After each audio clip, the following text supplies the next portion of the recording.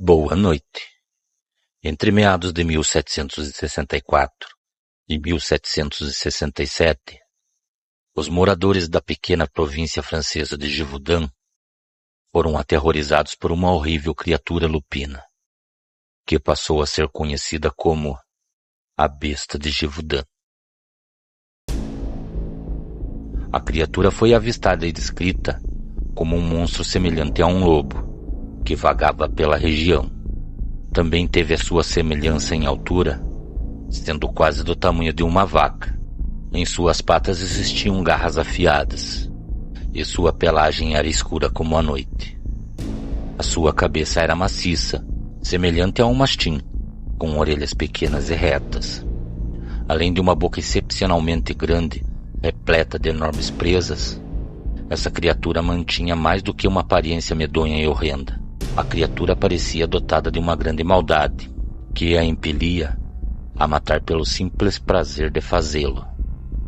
Teorias nos levam a acreditar que a Besta de Gévaudan tinha matado entre 60 ou 100 pessoas, dentre elas, homens, mulheres e crianças. Isto sem relatar as inúmeras pessoas feridas após receber o ataque da criatura.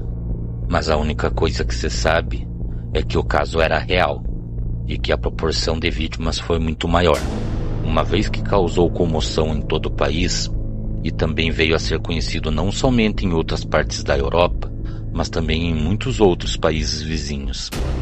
O primeiro encontro relatado com a fera aconteceu em maio de 1764, onde uma jovem que cuidava de seu rebanho de gado acabou avistando uma criatura escura, espreitando em meia mata.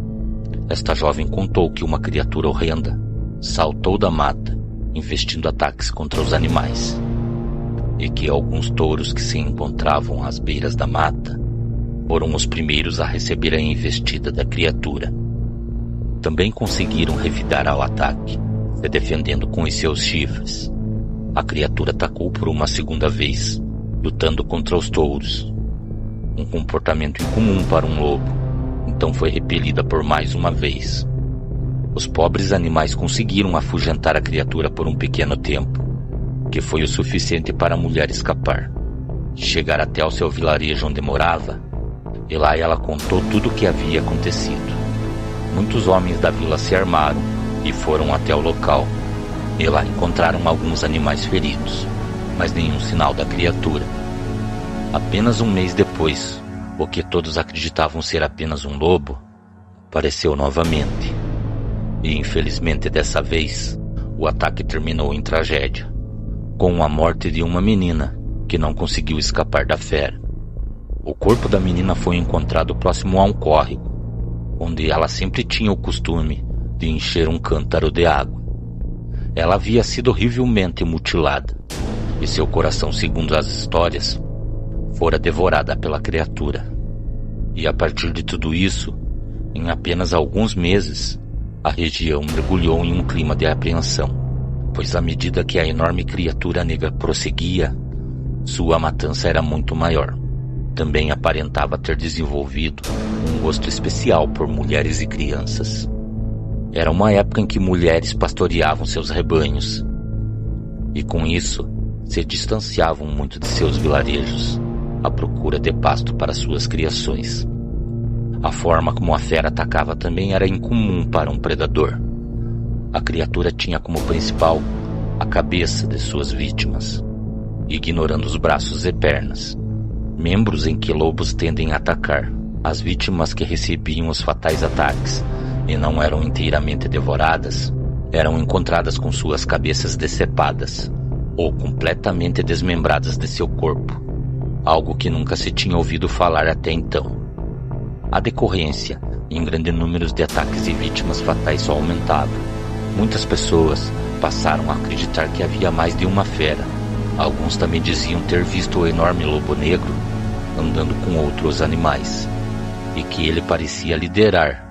Os relatos se multiplicavam, e muitos relatavam ter visto um estranho homem, todo vestido em couro preto, e com a sua face encoberta. Diziam que esse homem apontava as pessoas que deveriam morrer. Então a criatura a obedecia. Para muitos, Este homem visto ao lado da criatura era o próprio diabo. À medida em que a besta de Gévaudan continuava a matar sem piedade, algumas pessoas começaram a acreditar que suas ações eram completamente sobrenaturais, pois muitos caçadores ficavam sem resposta. Como uma criatura tão grande conseguia sumir por entre a mata, como fumaça? A criatura possuía grandes habilidades e sobrevivia a todas as tentativas de eliminá-la. E a criatura tinha um gosto peculiar por mulheres, e o fato dela as preferir parecia algo claramente sobrenatural. E com isso, todo o povo daquele vilarejo passou a acreditar que não estavam enfrentando um simples lobo, mas sim um loup-garou, ou como todos nós conhecemos, um lobisomem. Muitas medidas de segurança foram tomadas. Cercas foram levantadas ao redor do vilarejo e muitas tochas eram acesas durante a noite, com a intenção de manter a criatura afastada. Mas não havia sinal da fera diminuir a sua sede de sangue. Em outubro de 1764, 2 caçadores que se encontravam à espreita na floresta encontraram a besta, embrenhada por entre a mata, e abriram fogo. Foi relatado que a criatura estava a uma distância próxima de 10 passos. A criatura foi atingida quase a queima-roupa, e também conseguiram derrubá-la. Mas antes que pudessem recarregar os mosquetes para uma segunda saraivada de balas, a criatura se ergueu e correu para a mata. Os caçadores juraram ter acertado a criatura, mas contaram que as balas não foram capazes de matar o loup-garou, que provavelmente era protegido por forças demoníacas. Uma vez sendo relatado a todos que moravam no vilarejo, foi organizado um pequeno grupo de caça, que depois de entrar na mata, encontraram facilmente os rastros de sangue adentrando o bosque. Diante da quantidade de rastros, todos os homens acreditavam que seria questão de tempo, até encontrarem a carcaça da fera em algum ponto da floresta. Inevitavelmente, os caçadores acabaram adentrando a parte mais profunda da mata, e infelizmente não demorou muito para se depararem com vários corpos de pessoas que até então se encontravam desaparecidas do vilarejo, mas nenhum sinal da fera responsável por aquele massacre. Foi então, no momento em que preparavam para retornar, que uma criatura enorme surgiu sorrateiramente por entre os arbustos, investindo contra os homens e fazendo mais 4 vítimas fatais.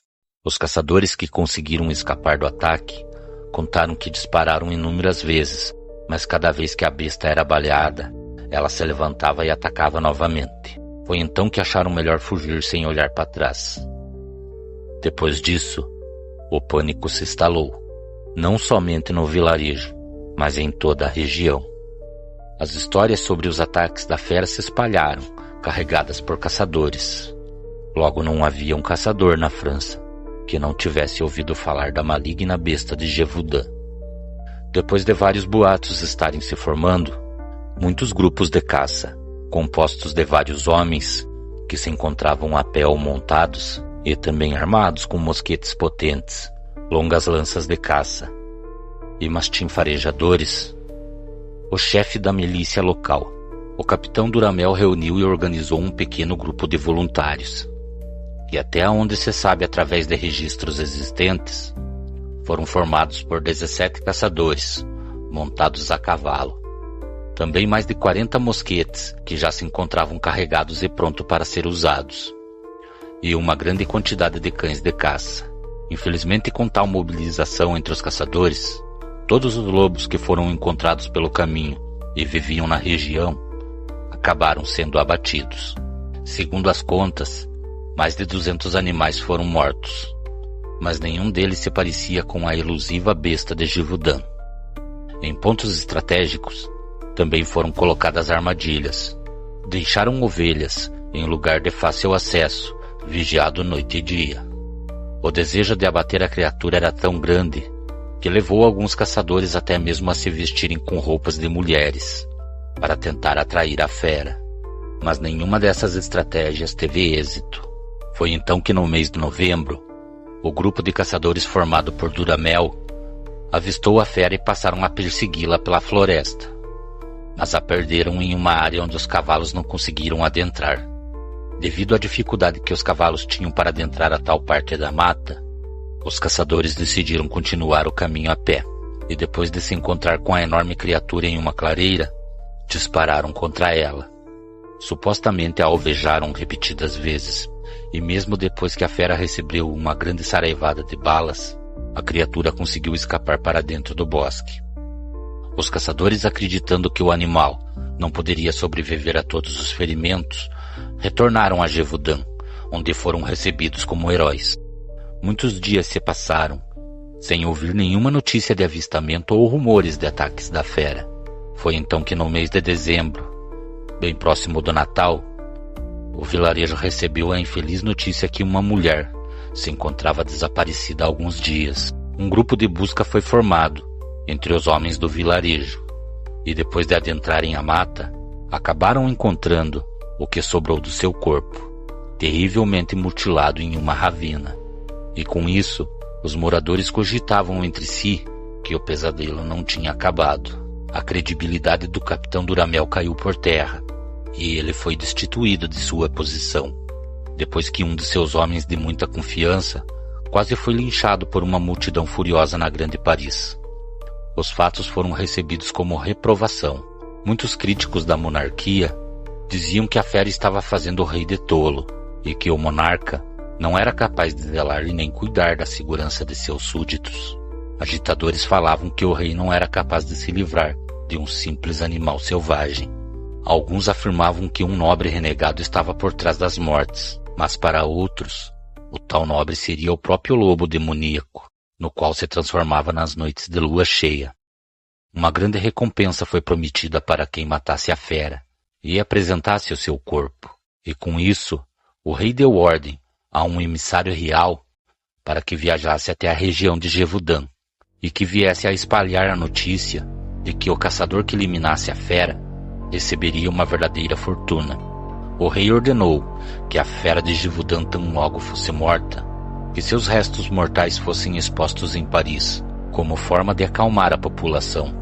O montante oferecido atraiu não somente caçadores da França, mas também homens de todas as partes da Europa, que migravam para Gévaudan, ávidos pela glória e pela riqueza. A caçada durou meses, e se restavam alguns lobos naquela região, acabaram sendo abatidos. Mas nenhum deles foi reconhecido por ser a fera responsável por aquela situação. Os moradores de Gévaudan estavam cansados da presença de tantos estrangeiros, remexendo os campos e invadindo suas propriedades. Alguns caçadores chegaram a apresentar carcaças e diziam que seria a suposta fera. Tentavam convencer as autoridades reais que a fera tinha sido aniquilada. Um homem apresentou a carcaça de um animal estranho, alegando que havia abatido a criatura. O mestre de caça reconheceu os restos e, depois de analisarem a criatura, chegaram à conclusão que o animal abatido era uma hiena, que aparentemente havia sido trazida do norte da África. Após a morte de duas crianças que não tinham nem 10 anos, o rei acabou ficando completamente chocado com a situação, e com isso enviou um mensageiro até um caçador normando chamado Denneval, pois esse homem tinha a reputação de ser o maior caçador de toda a França. O rei depositou em Denneval as suas últimas esperanças e também lhe ofereceu um título de nobreza, caso fosse bem-sucedido na perigosa empreitada. Em fevereiro de 1765, Denneval chegou até a região de Gévaudan, e com ele 5 ajudantes de sua inteira confiança, sendo um deles um homem nativo americano que ele havia encontrado em uma expedição à colônia de Manitoba. Este homem era famoso por ser um ótimo rastreador. O grupo contava ainda com um verdadeiro arsenal de 50 mosquetes militares pesados, lanças com mais de 2 metros de comprimento, bestas que disparavam setas de ferro, bombas explosivas de pólvora negra e armadilha e correntes para capturar ursos. Os homens do guarda-caça usavam armaduras negras, de couro batido, em especial o selvagem do Novo Mundo, com cabelos moicanos e pintura de guerra. Denneval vestia uma armadura de couro, que possuía pontas afiadas feitas em metal. A lenda nos relata que antes de ir atrás da criatura, esse homem foi em direção à mata, e quando retornou, voltou com o que parecia ser uma loba, que se encontrava no cio.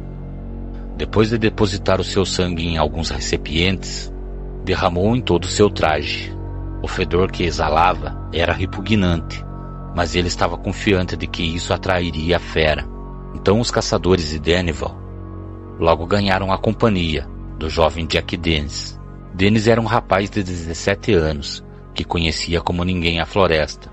Depois de ter se familiarizado com os homens, Dennis explicou a todos que desejava se vingar da criatura, uma vez que ela havia matado sua irmã mais velha. O rapaz havia testemunhado o terrível ataque, e também visto a fera arrastar o corpo de sua irmã já sem vida para a floresta. O rapaz foi aceito, e junto com os caçadores vasculharam cada canto da floresta. Dennival tinha planejado forçar a fera para que cada vez mais se aproximasse de Givaudan a fim de fazer o abate. Tudo corria de forma que o guarda-caças planejou. A fera foi coagida para a cidade. Foi então que, no momento em que a fera se aproximou do vilarejo, a criatura acabou efetuando um terrível ataque, e infelizmente quem ficou no caminho da criatura teve sua vida ceifada. Entretanto, havia uma jovem, de nome Margarite, que estava enamorada de Jack Dennis.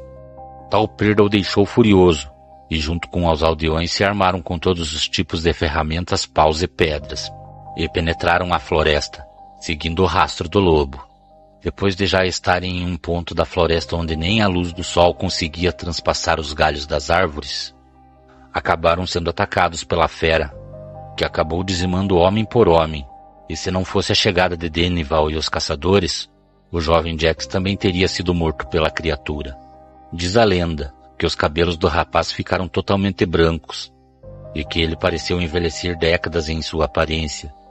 Pouco depois de todos serem atacados pela criatura, e também Dennival ter visto como mais de 12 pessoas foram mortas pela fera, ele acabou desistindo de continuar a caçada.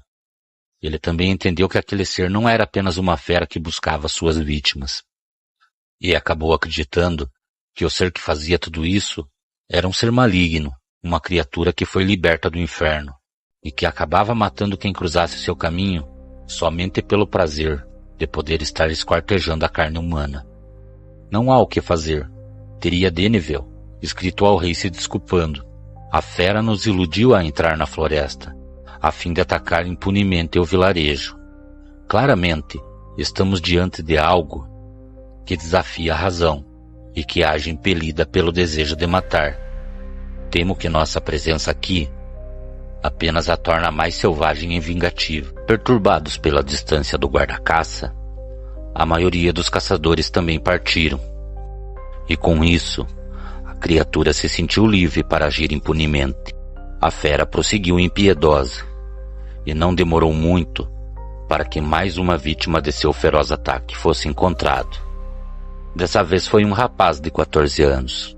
O pobre menino foi encontrado totalmente desfigurado, e seu corpo se encontrava incompleto. Na mesma noite, uma segunda vítima foi feita pela criatura.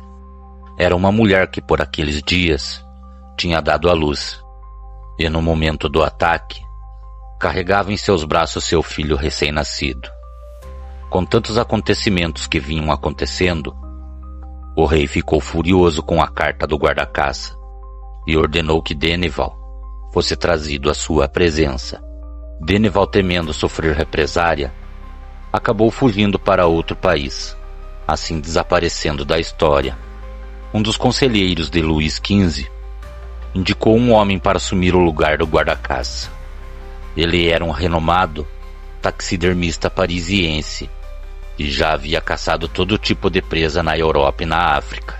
Belterne chegou sem fazer estardalhaço, e aparentemente fez muito pouco no início. Explorou a floresta, desenhou mapas e também assinalou neles aonde a besta tinha sido vista. Em uma de suas expedições, que fazia para reconhecer possíveis hábitos da criatura, encontrou com o nativo de Manitoba, que ficou para trás após a desistência de Dennival. O homem, que passou a ser chamado de Manny, ofereceu suas habilidades como rastreador. Foi então que, em 21 de setembro, Belterne organizou um grupo de caça. formado por 40 caçadores locais e uma dúzia dos melhores cães farejadores. Os homens então se concentraram em uma área rochosa e isolada, repleta de ravinas, próximo ao vilarejo de Pommier.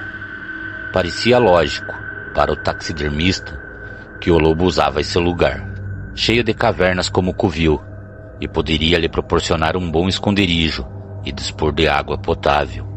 O plano era levar a caçada até um lugar em que a fera se sentisse segura e onde ela não esperava ser confrontada. Logo que chegaram ao local, os cães captaram um cheiro e começaram a latir como loucos. Não demorou muito para a besta emergir de uma caverna.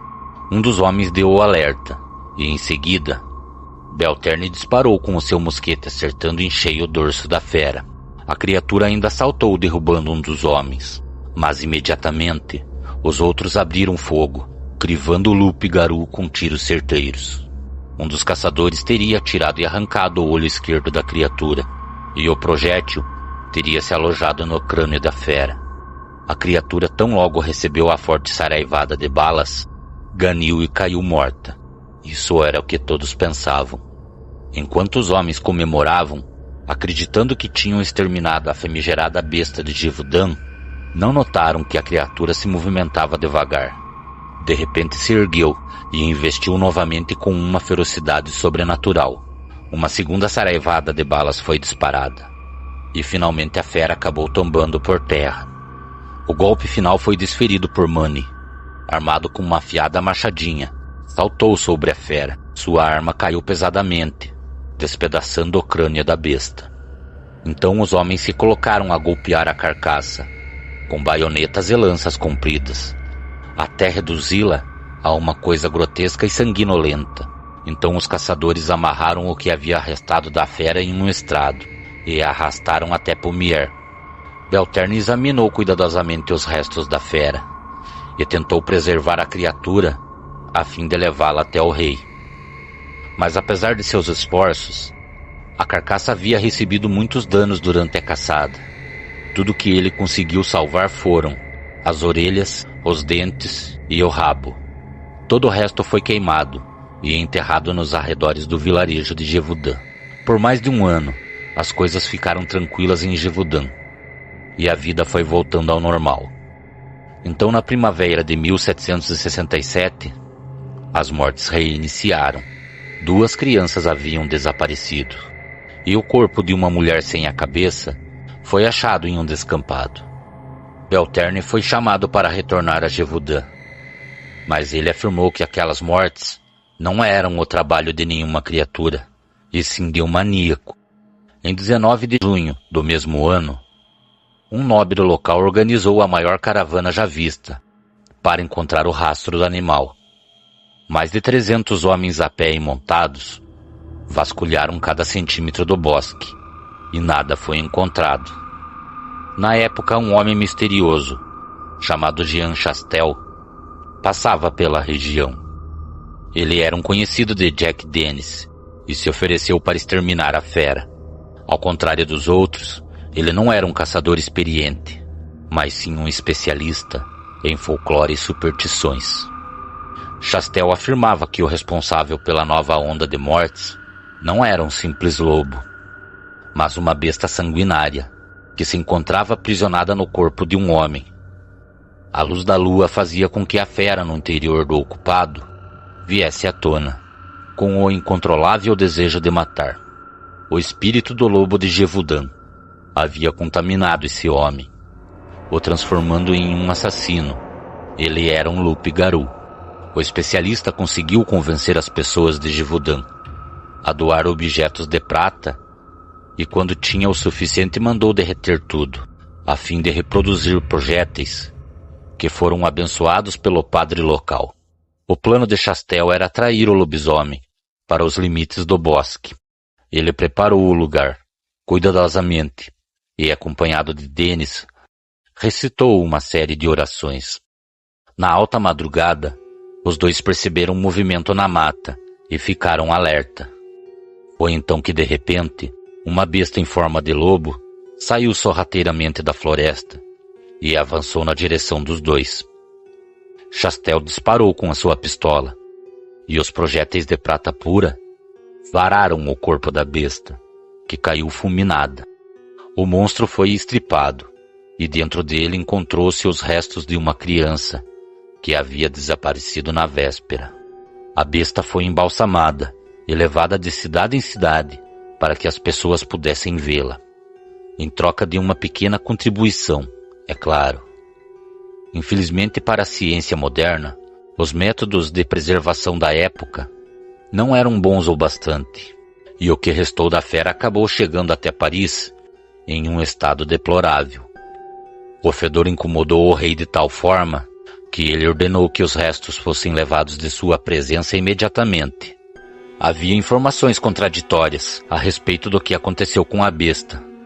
Para alguns, ela foi queimada e suas cinzas espalhadas ao vento. Apesar dos protestos, outros diziam que a carcaça chegou a ser levada até o genial taxidermista Belterne, que restaurou a fera e a vendeu para um nobre colecionador. Seja como for, os restos da lendária besta de Givaudan jamais foram recuperados, causando mais de 2 séculos de controvérsias a respeito de sua real identidade.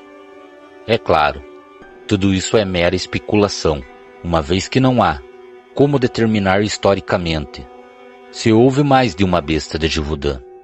A única coisa que se sabe é que o sentimento de terror que tomou conta da região entre 1764 e 1767 foi muito bem documentada na época. A população de lobos também foi drasticamente reduzida, chegando praticamente à extinção, por conta das caçadas empreendidas naqueles 3 anos. O que levou tal criatura a emergir da floresta para matar indiscriminadamente os habitantes de uma pequena província na França continua sendo um mistério, e com isso, um marco de pedra foi construído no local, lembrando a todos daqueles dias de medo. E assim chegamos ao final dessa lenda. Cordiais uivos a todos. Boa noite.